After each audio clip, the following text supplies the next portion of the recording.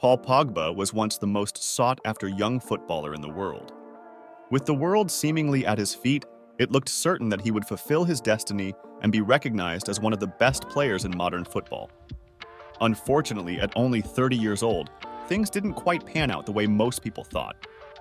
And he is now facing a 4-year ban from football that would ultimately see him retire from the sport. How did this happen?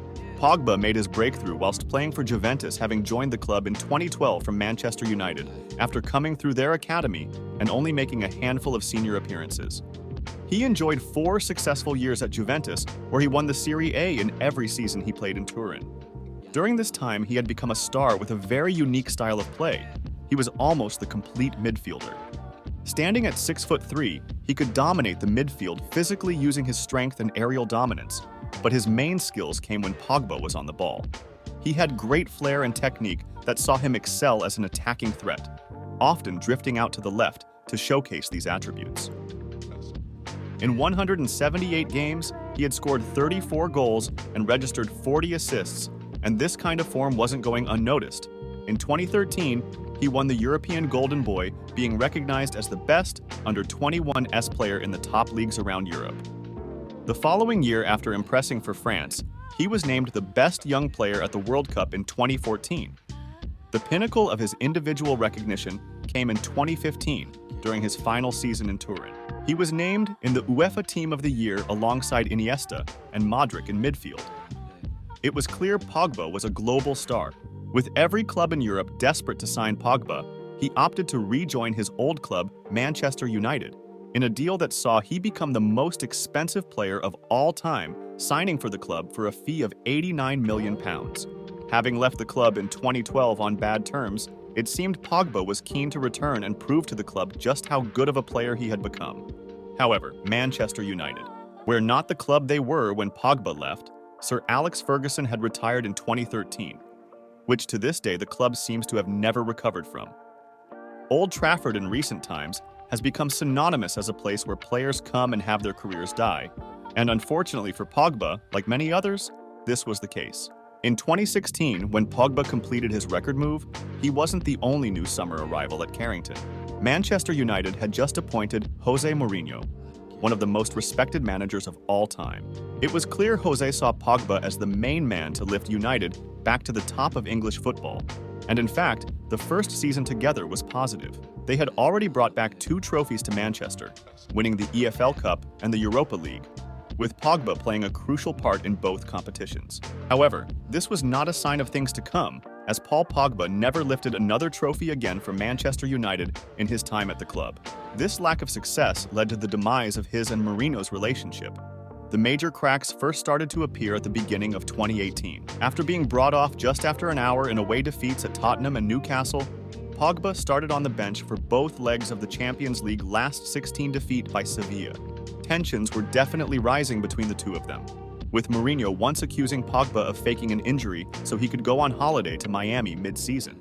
However, more infamously in 2018, they were captured having a spat in training with Mourinho, apparently calling a Pogba a virus in front of his teammates. Having arrived as Mourinho's star signing, just 2.5 years later, he was unused substitute in Mourinho's last game, a 2-0 defeat to Liverpool, showcasing just how broken their relationship had become. It wasn't only Pogba's relationship with Mourinho that never seemed right in Manchester. He was never truly appreciated by his own fans. Having arrived as the most expensive midfielder of all time, Paul definitely had a chip on his shoulder to produce week in and week out. Naturally, a lot of criticism came his way unfairly from the media and fan bases across England, including his own. He even got criticized for having too many haircuts, like that would make any difference to how someone would play football. Having been booed off the pitch multiple times in Manchester, most notably this happened after he was substituted in a victory over Norwich, where Pogba reacted by cupping his ear towards the The biggest factors in Paul not reaching his potential is that his 6-year spell at United was plagued with injuries. Pogba appeared in 59.8% of the Premier League minutes in his 6 seasons back at Old Trafford.